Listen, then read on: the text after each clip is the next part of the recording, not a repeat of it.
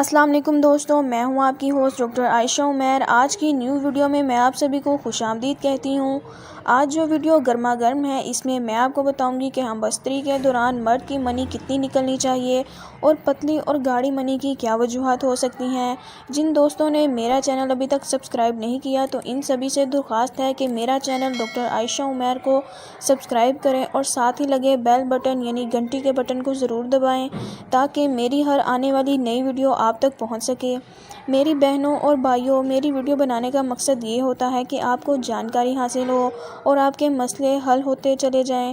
آج کے ٹاپک پر میرے بھائی نے مجھ سے سوال کیا تھا کہ جب میں بیوی سے ہم بستری کرتا ہوں تو میری ٹائمنگ زیادہ ہوتی ہے اور میری منی کم نکلتی ہے، اس کی وجہ کیا ہے؟ آج میں اس کی تفصیل میں بتاؤں گی کہ پتلی اور گاڑھی منی کی کیا وجہ ہوتی ہے۔ جن کی منی پتلی ہوگی ان کا ٹائم کم لگے گا اور جن کی منی گاڑھی ہوگی ان کا ٹائم زیادہ لگے گا۔ میرے ایک بھائی نے سوال کیا تھا کہ میری ٹائمنگ زیادہ ہے مگر منی کم نکلتی ہے، تو یہ کوئی بیماری تو نہیں ہے؟ جب کوئی مرد منی کا انحصار خوراک پر ہوتا ہے، جن مرد حضرات کی خوراک زیادہ ہوتی ہے ان کی ٹائمنگ بھی زیادہ ہوتی ہے اور جن کی خوراک کم ہوتی ہے ان کی ٹائمنگ بھی کم ہوتی ہے۔ میڈیکل رپورٹ کے مطابق ایک نارمل مرد کی منی 4 سے 5 ml خارج ہونی چاہیے۔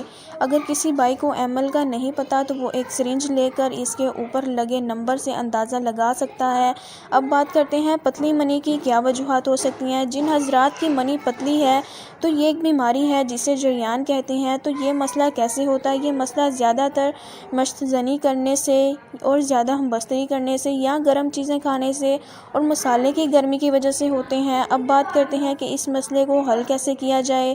اگر کسی مرد کے ساتھ یہ مسئلہ ہے تو وہ ٹھنڈی چیزوں کا استعمال کرے اور مشت زنی جیسی برائیوں سے دور رہے اور بہت ہی زیادہ ہم بستری سے پرہیز کرے۔ اگر ممکن ہے تو گھون کتیرا اور اسبگول کا چھلکا استعمال کرے۔ اب بات کرتے ہیں کہ ان کو استعمال کیسے کرنا ہے۔ رات کو سوتے وقت ان دونوں چیزوں کو ایک مٹی کے پیالے میں دودھ میں بھگو کر رکھ دیں اور صبح نہار منہ ان کو حل کر کے پی لیں۔ یہ عمل 2 ہفتے تک جاری رکھیں۔ اس سے آپ کی ٹائمنگ میں بھی اضافہ ہوگا اور آپ کے نفس میں بھی سختی آئے گی۔ ان دونوں چیزوں کی مقدار کتنی لینی چاہیے تو وہ بھی جان لیں۔ یہ دونوں چیزیں 1 تولہ ہونی چاہیے اور نہار منہ استعمال کریں۔ یہ تھی ہماری آج کی ویڈیو۔ ڈاکٹر عائشہ عمیر کو دیجیے اجازت۔